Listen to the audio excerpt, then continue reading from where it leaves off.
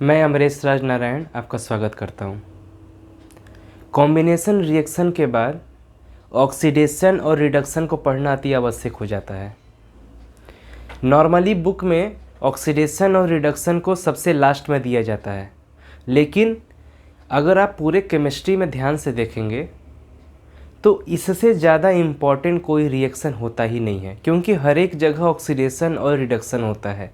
Even कि class 11th में पूरा का पूरा ऑक्सीडेशन और रिडक्शन के ऊपर एक चैप्टर है, लेकिन और किसी अदर रिएक्शंस के ऊपर ऐसा कोई चैप्टर नहीं है।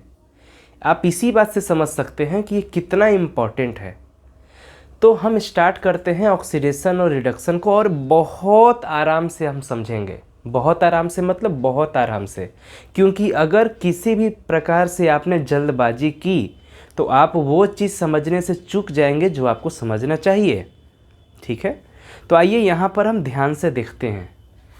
एडिशन ऑफ ऑक्सीजन, किसी के साथ ऑक्सीजन जुड़ जाए। क्या मैंने बोला? किसी के साथ ऑक्सीजन जुड़ जाए। अब उसके साथ पहले से क्या है क्या नहीं है इससे मतलब नहीं है। अगर ऑक्सीजन के साथ ऑक्सीजन जुड़ जाए तो भी ऑक्सीडेशन होगा, कार्बन के साथ जुड़ जाए तो भी होगा, हाइड्रोजन के साथ जुड़ जाए तभी होगा। मतलब अगर ये फेनोमेना हो रहा है किसी के साथ, अब वो कोई भी हो सकता है, किसी के साथ अगर ऑक्सीजन जुड़ जाए उसको हम ऑक्सीडेशन कहते हैं। इतना समझ में आ गया? पहले से उसके पास क्या है क्या नहीं है इट डजेंट मैटर। ऑक्सीजन जुड़ रहा है कि नहीं जुड़ रहा है पहले ये देखो। अगर ऑक्सीजन जुड़ रहा है तो ऑक्सीडेशन होगा। आगे आते हैं। Removal of hydrogen is called oxidation. Hydrogen का अलग हो जाना ऑक्सीडेशन कहलाता है। अब पहले से हाइड्रोजन होना चाहिए और रिएक्शन के बाद उसमें से हाइड्रोजन निकलना चाहिए। ये नहीं कह रहा है कि पूरा का पूरा हाइड्रोजन निकल जाए।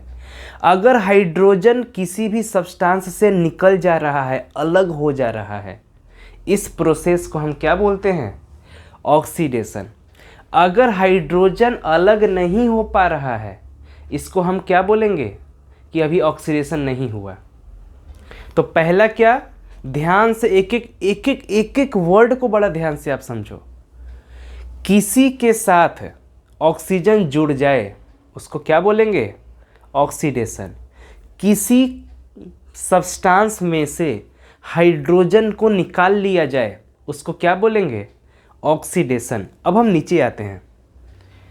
किसी भी एक सब्सटेंस में अगर हाइड्रोजन को ऐड किया जाए, पहले से क्या है उससे मतलब नहीं है।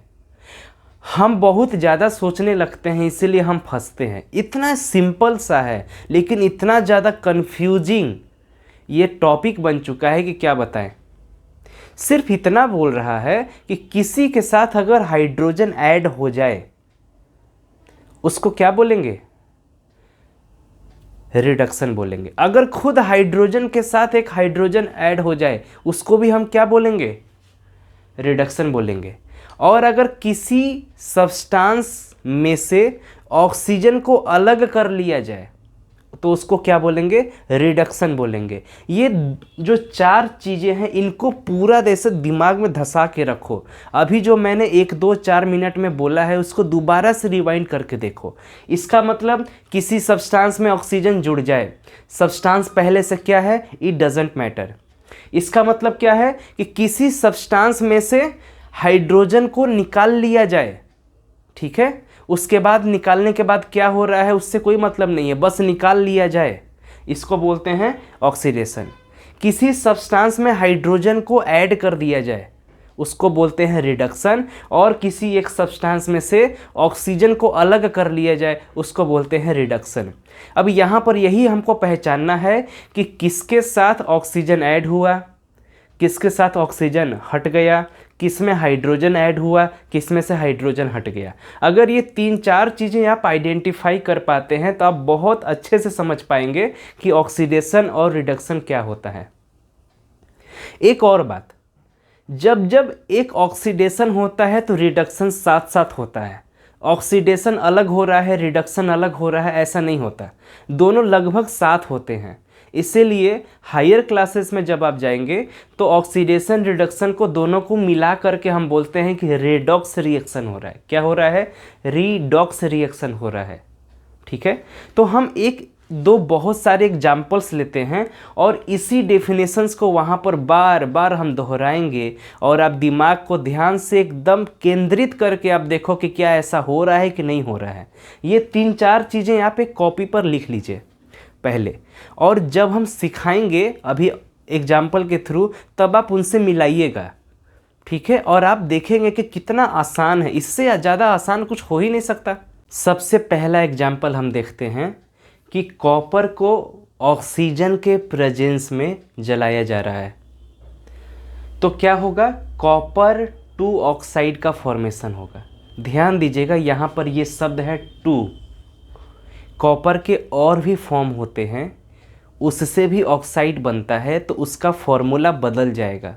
ठीक है, एक और बात ध्यान में रखने वाली है कि नॉर्मली जो कॉपर होता है वो ब्राउन होता है, ब्राउन ही होता है, आप सभी जानते हैं। लेकिन जब ये ऑक्सीजन के साथ रिएक्ट करके कॉपर ऑक्साइड बनाता है ना, तब ये ब्लैक हो जाता है। कैसा हो जाता है? ब्लैक हो जाता है। तो ये कलर जो कॉम्बिनेशन के सवाल हैं ये बहुत पूछे जा सकते हैं। ठीक है, अब हम आते हैं टॉपिक के ऊपर। तो यहाँ नॉर्मली क्या हो रहा है? कॉम्बिनेशन रिएक्शन हो रहा है। आपको दिख रहा है 2 सब्सटेंस मिले, एक बन गया। ठीक है, लेकिन यहाँ पर और क्या हो रहा है? इस कॉपर के साथ ऑक्सीजन ऐड हो रहा है। ऑक्सीजन को हमने जोड़ा और यहाँ पर देखो, पहले कॉपर में कुछ नहीं था, सिर्फ कॉपर ही था, लेकिन अब क्या हो गया है? कॉपर में एक ऑक्सीजन जुड़ गया है। इसको क्या हम ऑक्सीडेशन नहीं बोलेंगे? बिल्कुल बोलेंगे, क्योंकि पहले कॉपर अकेला था और अब क्या हो गया है? कॉपर में एक ऑक्सीजन आ गया है। तो दिस इज कॉल्ड ऑक्सीडेशन। हम ऐसे देखेंगे कि पहले क्या था, अब क्या है, रिएक्टेंट में क्या था, प्रोडक्ट में क्या हो गया है। तो हमको पता चलेगा कि पहले से अब में क्या चेंज आया है। उस चेंज को हम रीड करेंगे।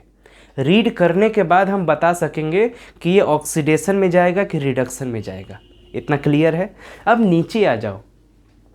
ये जो कॉपर ऑक्साइड है नॉर्मली सॉलिड होता है। ठीक है, ये ब्लैक कलर का है। अगर इसी कॉपर ऑक्साइड को अब हाइड्रोजन के प्रेजेंस में बर्न किया जाए, ये ट्रायंगल का साइन क्या शो कर रहा है? बर्न किया जाए, तब क्या होगा? तब दोबारा से कॉपर हमारे पास आ जाएगा और वाटर रिलीज होगा। ठीक है, तो ये क्वेश्चन भी आ सकता है कि कॉपर ऑक्साइड से कॉपर को हम दोबारा कैसे पा सकते हैं? कैसे पा सकते हैं? जब इसी कॉपर ऑक्साइड को हाइड्रोजन के साथ कंबाइन किया जाए तो क्या हमको मिलेगा? कॉपर ऑक्साइड मिलेगा। इतना क्लियर है? अब यहाँ पर ध्यान से आप देखो, यहाँ पर सबसे पहले इसमें ऑक्सीजन था, सबसे पहले ऑक्सीजन था, लेकिन अब ऑक्सीजन नहीं है, ऑक्सीजन का रिमूवल हो गया। और ऑक्सीजन के रिमूवल को हम क्या बोलते हैं? रिडक्शन बोलते हैं।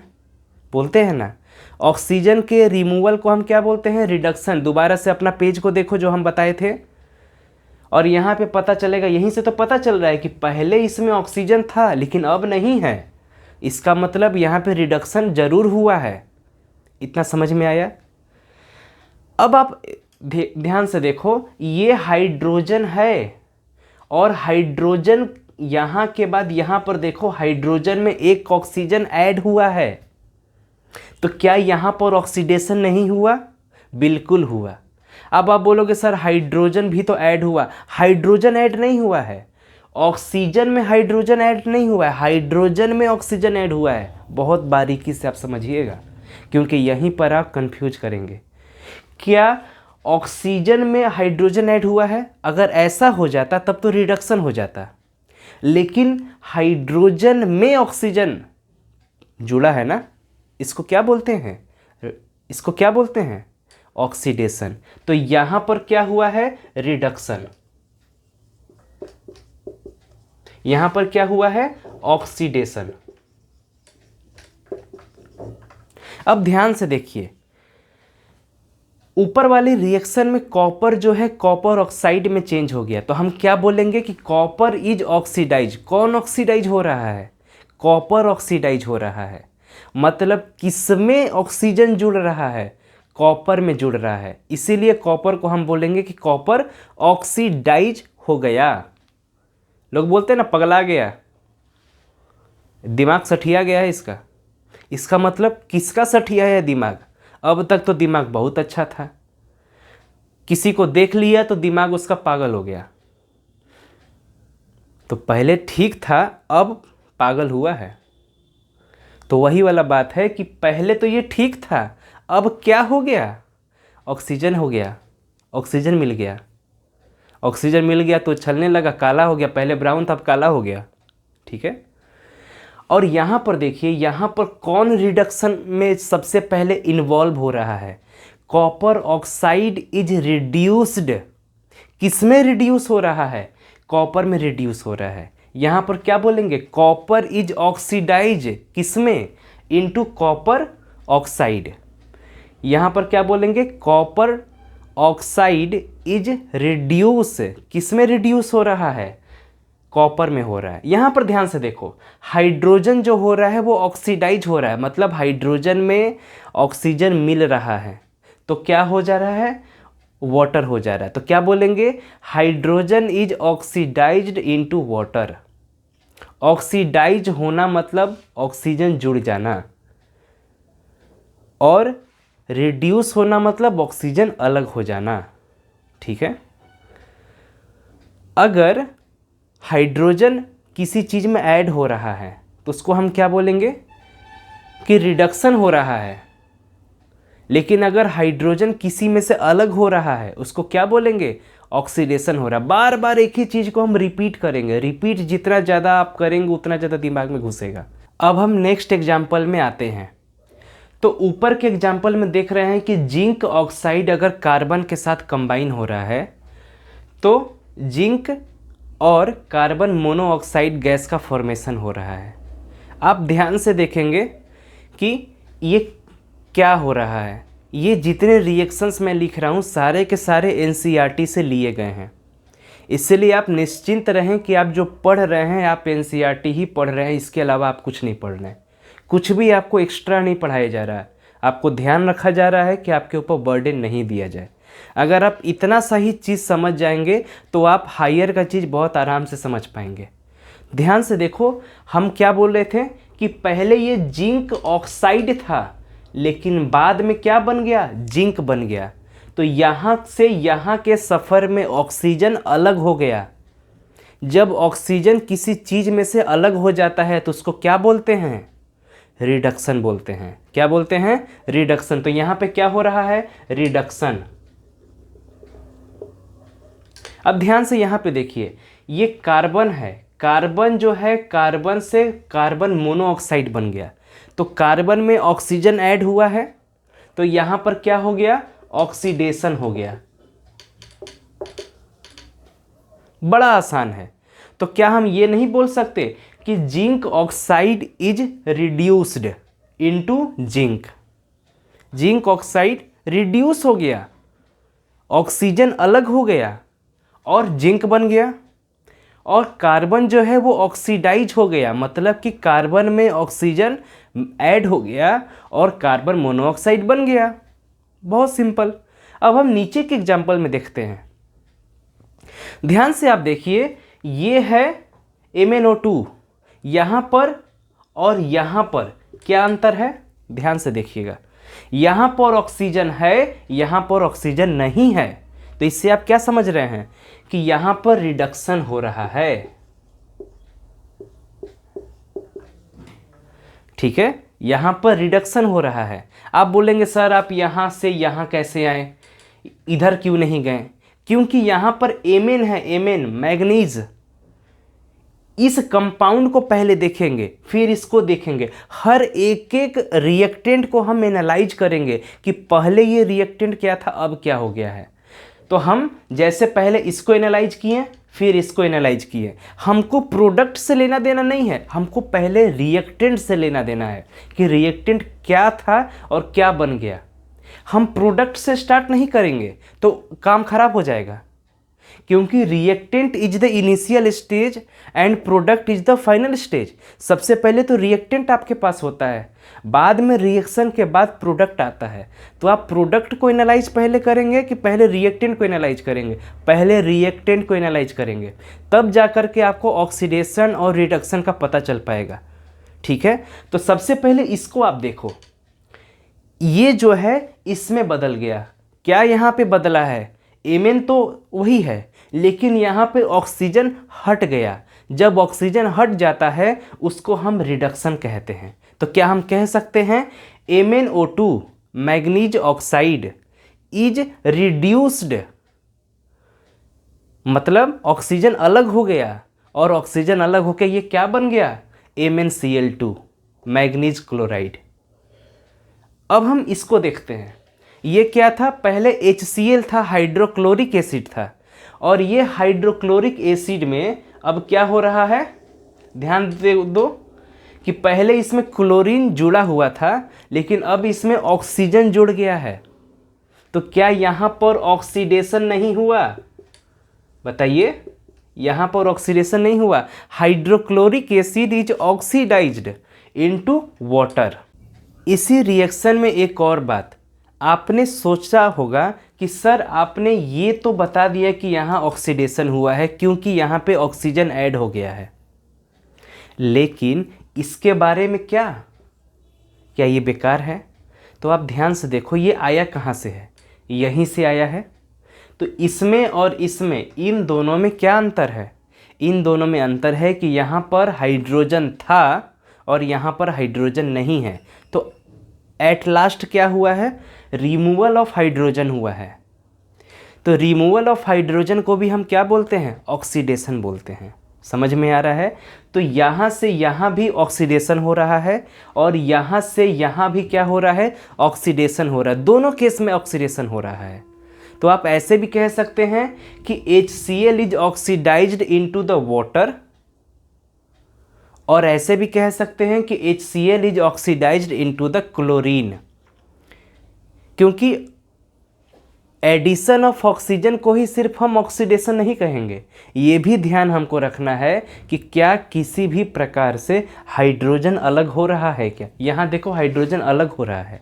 इस वाले में तो हाइड्रोजन अलग नहीं हुआ है, लेकिन ऑक्सीजन ऐड हुआ है। लेकिन इस वाले में क्या हुआ है कि डायरेक्ट हाइड्रोजन अलग हो गया, सिर्फ Cl बचा। तो this is also a oxidation. ठीक है, तो यहाँ पर एक बात हमेशा ध्यान रखना है, कौन ऑक्सीडाइज हो रहा है, कौन रिड्यूस हो रहा है, किसमें रिड्यूस हो रहा है, ये बड़ा इंपॉर्टेंट है। ये तो पता चल गया कि ये रिड्यूस हो रहा है, ये ऑक्सीडाइज हो रहा है, लेकिन किसमें रिड्यूस हो रहा है, मतलब कि रिड्यूस होने के बाद क्या बन रहा है, ये बताना बड़ा ज़रूरी है। तो ये रिड्यूस होने के बाद ये बन रहा है, तो आपको लिखना पड़ेगा MnO2 is reduce into MnCl2। यहाँ आपको लिखना पड़ेगा कि HCl is oxidize into water और HCl is oxidize into chlorine. Oxidation और रिडक्शन का एक मॉडर्न डेफिनेशन होता है जो कि इलेक्ट्रॉन्स के गेन और इलेक्ट्रॉन्स के लूज पर डिपेंड करता है। तो यहाँ पे ध्यान है कि अगर कोई सब्सटेंस इलेक्ट्रॉन को लूज करे, अगर कोई भी सब्सटेंस, कोई भी रिएक्टेंट, कोई भी एलिमेंट इलेक्ट्रॉन को लूज करे, इलेक्ट्रॉन को दे दे, डोनेट कर दे, इसको हम क्या बोलते हैं? ऑक्सीडेशन। जैसे कि यहाँ पर आप ध्यान से देखो, ये सोडियम है। सोडियम के पास नॉर्मली 11 इलेक्ट्रॉन्स होते हैं, क्योंकि इसका एटॉमिक नंबर क्या होता है? 11। 11 इलेक्ट्रॉन होने के कारण ये हमेशा अनस्टेबल रहता है। अनस्टेबल का मतलब कि हमेशा चाहता है कि मैं एक इलेक्ट्रॉन दे दूं। क्यों? क्योंकि 11 इलेक्ट्रॉन का मतलब कि इसका जो इलेक्ट्रॉनिक कॉन्फ़िगरेशन होगा वो हो जाएगा ये। अब इसके कारण ये जो एक इलेक्ट्रॉन बाहर में है, ये एक इलेक्ट्रॉन के कारण ये बेचैन है, चाहता है कि मैं किसी को दे दूं। दे देने से क्या हो जाएगा कि ये स्टेबल हो जाएगा। जैसे कि यहाँ पर ये दे दिया, एक इलेक्ट्रॉन को दे दिया, अब इसके पास सिर्फ 10 ही इलेक्ट्रॉन बचे, लेकिन ये 10 इलेक्ट्रॉन के साथ पूरी तरीके से स्टेबल हो चुका है। स्टेबल का मतलब कि अब इसमें और ज़्यादा अलग से इलेक्ट्रॉन न जा सकता है, ना कोई अलग से इलेक्ट्रॉन इसमें से बाहर आ सकता है। अब ये पूरा स्टेबल हो गया है, ये एक चार्ज बन गया है। पहले इसमें 11 इलेक्ट्रॉन्स थे और 11 प्रोटॉन्स थे, तो ये न्यूट्रल था। लेकिन जैसे ही एक इलेक्ट्रॉन बाहर निकला तो प्रोटॉन्स की संख्या बढ़ गई। कितनी बढ़ी प्रोटॉन्स की संख्या? सिर्फ एक। इसीलिए यहाँ पर ये चार्ज आया है प्लस, सिर्फ एक। तो ये जो है ये ज़्यादा स्टेबल है। किससे? इससे। तो यहाँ पर क्या हो रहा है? यहाँ पर ऑक्सीडेशन हो रहा है। क्यों? क्योंकि यहाँ पर इलेक्ट्रॉन्स को लूज किया जा रहा है। अब हम यहाँ पर आते हैं कि अगर कोई सब्सटेंस इलेक्ट्रॉन्स को गेन कर ले, ग्रहण कर ले, और क्यों ग्रहण करे? क्योंकि वो स्टेबल हो जाए। ये जो भी इलेक्ट्रॉन्स का आदान प्रदान होता है सिर्फ एक कारण से होता है कि हम स्टेबल हो जाए। हर कोई भाग रहा है कि हम स्टेबल हो जाए। उसी तरीके से एलिमेंट्स भी चाहते हैं कि हम स्टेबल हो जाए। कैसे स्टेबल होंगे? जब उनका आउटर मोस्ट सेल पूरा का पूरा भर जाए, या उनके आउटर मोस्ट सेल में कम से कम 8 इलेक्ट्रॉन हो। तो आउटर मोस्ट सेल को पूरा भरना कभी कभी इम्पॉसिबल होता है, मैक्सिमम केसेस में इम्पॉसिबल होता है। तो लोग क्या कहता है कि अरे ऐसा करो, कम से कम 8 इलेक्ट्रॉन तो भर लो, उतना में काम हो जाएगा। अब यहाँ पर देखिए क्या होता है, यह है क्लोरीन, इसका एटॉमिक नंबर 17 होता है। इसके पास ऑलरेडी 17 इलेक्ट्रॉन्स हैं, लेकिन इसको अभी भी एक इलेक्ट्रॉन चाहिए, क्योंकि 17 का मतलब होता है 2, 8, 7। यहाँ देख रहे हो 7 है। अगर एक इलेक्ट्रॉन और आ जाए ना तो ये स्टेबल हो जाएगा। अदरवाइज इसको स्टेबल होने के लिए पूरा 18 इलेक्ट्रॉन्स चाहिए ये तीसरे ऑर्बिट में भरने के लिए। तो आप समझ रहे हो, या तो ये 8 पूरा करे तो भी स्टेबल हो जाएगा, या तो 18 पूरा करे तब स्टेबल होगा। तो बताओ कि 7 से 8 पूरा करना ज़्यादा आसान है, लेकिन 7 से 18 पूरा करना बड़ा मुश्किल है। कौन देगा इतना सारे इलेक्ट्रॉन? ठीक है, इसलिए ये जो है ये एक इलेक्ट्रॉन की खोज में रहता है। कहाँ से मिल जाए, कहीं से भी अगर एक इलेक्ट्रॉन इसको मिल गया, तुरंत कंबाइन होकर के क्या बना दिया? क्लोरीन आयन बना दिया। अब देखो ये क्लोरीन आयन एकदम इसका क्या हो जाएगा, इसमें इलेक्ट्रॉन्स की संख्या 18 हो जाएगी और एकदम ये स्टेबल हो गया, फिट हो गया। तो यहाँ पर क्या हो रहा है? यहाँ पर रिडक्शन हो रहा है। क्यों? क्योंकि यहाँ पर इलेक्ट्रॉन्स को गेन किया जा रहा है। जहाँ पर इलेक्ट्रॉन्स को ग्रहण किया जाए, एक्सेप्ट किया जाए, उस जगह पर रिडक्शन होता है। इस चैप्टर का सबसे लास्ट टॉपिक क्या है? Oxidizing agent and reducing agent. इसका मतलब होता है कि जो इलेक्ट्रॉन्स को एक्सेप्ट करे उसको ऑक्सीडाइजिंग एजेंट बोलते हैं। जैसे कि अभी अभी जो मैंने एग्जाम्पल दिया था उसमें इलेक्ट्रॉन्स को एक्सेप्ट कौन कर रहा था? क्लोरीन। तो क्लोरीन क्या हो गया? ऑक्सीडाइजिंग एजेंट हो गया। और रिड्यूसिंग एजेंट किसको बोलते हैं? जो इलेक्ट्रॉन्स को डोनेट करते हैं, डोनर ऑफ इलेक्ट्रॉन्स, उनको हम रिड्यूसिंग एजेंट बोलते हैं। तो अभी अभी जो हमने एग्जाम्पल देखा था उसमें इलेक्ट्रॉन्स को डोनेट कौन कर रहा था? कौन कर रहा था जरा सोचो?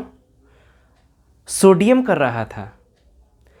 सोडियम ने इलेक्ट्रॉन्स को डोनेट किया, इसीलिए सोडियम रिड्यूसिंग एजेंट हो गया। क्लोरीन ने इलेक्ट्रॉन्स को एक्सेप्ट किया, इसीलिए क्लोरीन क्या हो गया? वो ऑक्सीडाइजिंग एजेंट हो गया।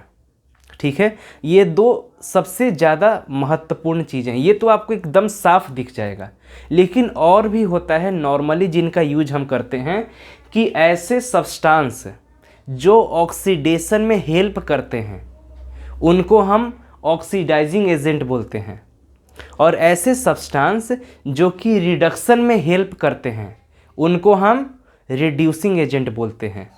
अब हेल्प करने का मतलब ये कि ऑक्सीडेशन मतलब क्या होता है? ऑक्सीजन का ऐड हो जाना, हाइड्रोजन का अलग हो जाना। तो ऐसा सब्सटेंस जो ऑक्सीजन को ऐड करा दे, ऐसा सब्सटेंस जो हाइड्रोजन को रिमूव करा दे, उसको ऑक्सीडाइजिंग एजेंट बोलते हैं। और ऐसा सब्सटेंस जो हाइड्रोजन को ऐड करा दे उसको क्या बोलेंगे? हाइड्रोजन को ऐड करा दे उसको क्या बोलेंगे? उसको हम बोलेंगे रिड्यूसिंग एजेंट। ऐसा सब्सटेंस जो ऑक्सीजन को रिमूव करा दे उसको क्या बोलेंगे? Reducing agent. तो हम ऑक्सीडाइजिंग और रिड्यूसिंग एजेंट को इस डेफिनेशन से उतना ज़्यादा हम नहीं समझते, उतना ज़्यादा चर्चा आपके सिलेबस में नहीं है, ये एक तरीके से यूजलेस है। बट इतना जानना ज़रूरी है कि कौन ऑक्सीडाइज हो रहा है, किस में ऑक्सीडाइज हो रहा है, कौन रिड्यूस हो रहा है, किस में रिड्यूस हो रहा है, यही सबसे महत्वपूर्ण है। जो ऑक्सीडाइजिंग एजेंट और रिड्यूसिंग एजेंट का जो फॉर्मूला है और कॉन्सेप्ट है वो इससे निर्धारित होता है। कौन इलेक्ट्रॉन्स को एक्सेप्ट कर रहा है वो ऑक्सीडाइजिंग एजेंट, कौन इलेक्ट्रॉन्स को डोनेट कर रहा है उसको रिड्यूसिंग एजेंट। ये सेकंड वाला जो डेफिनेशन है, सेकंड वाला जो कॉन्सेप्ट है, इसमें बहुत कन्फ्यूजन होता है और इसकी चर्चा भी नहीं है। आपके पूरे एनसीईआरटी में इसकी कहीं चर्चा नहीं है, ठीक है।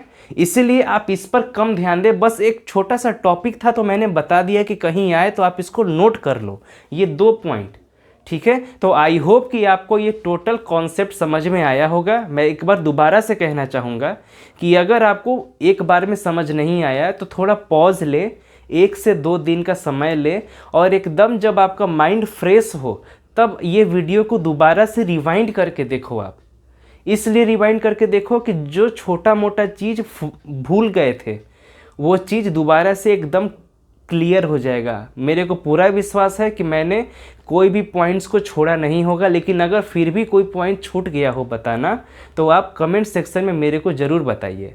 और अगर आपको मेरे वीडियोज अच्छे लग रहे हैं तो प्लीज़ सबसे पहले तो सब्सक्राइब कर दो, क्योंकि जब भी एक नया वीडियो आएगा, और मैं हर दिन एक नया वीडियो ज़रूर डाल रहा हूँ, प्रयास है कि एक नया वीडियो डालूं और 1 से ज़्यादा वीडियो भी डालने का प्रयास कर रहा हूं।